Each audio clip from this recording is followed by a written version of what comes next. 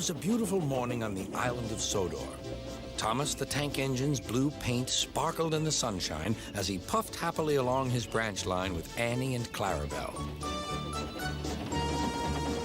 He was feeling very pleased with himself.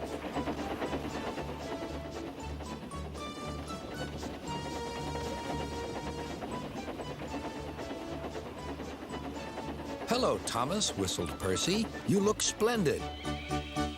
"Yes, indeed," boasted Thomas. "Blue is the only proper color for an engine." "Oh, I don't know. I like my brown paint," said Toby. "I've always been green. I wouldn't want to be any other color either," added Percy. "Well, well, anyway," huffed Thomas, "blue is the only color for a really useful engine. Everyone knows that." Percy said no more. He just grinned at Toby. Later, Thomas was resting when Percy arrived. A large hopper was loading his freight cars full of coal. Thomas was still being cheeky. "Careful," he warned. "Watch out with those silly cars." Go on," muttered the cars. "And by the way," went on Thomas, "those buffers don't look very safe to me." The last load poured down. "Help, help," cried Thomas.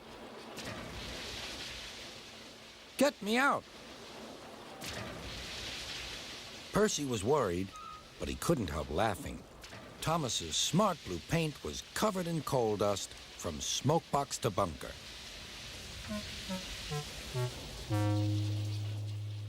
"Ha ha!" chuckled Percy. "You don't look really useful now, Thomas. You look really disgraceful." "I'm not disgraceful," choked Thomas. "You did that on purpose. Get me out."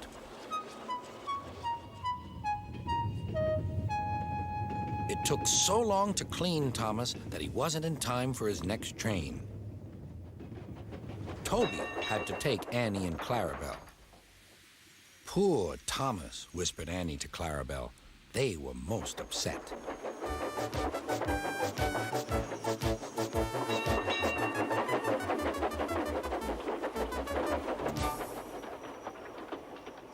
Thomas was grumpy in the shed that night.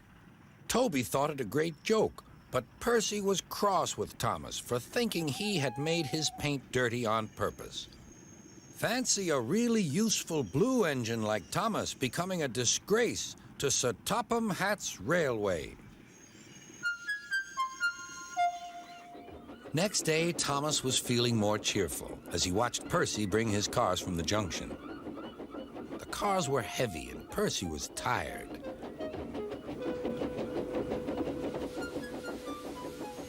"Have a drink," said his driver.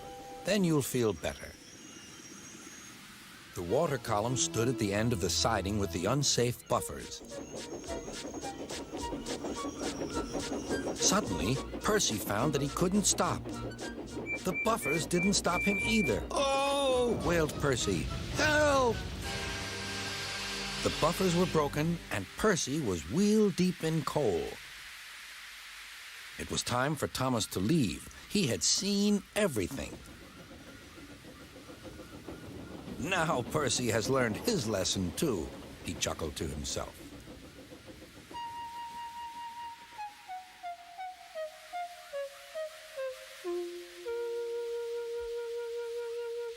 That night, the two engines made up their quarrel. "I didn't cause your accident on purpose, Thomas," whispered Percy. "You do know that, don't you?" "Of course," replied Thomas, "and I'm sorry I teased you. Your green paint looks splendid again, too. In future, we'll both be more careful of coal."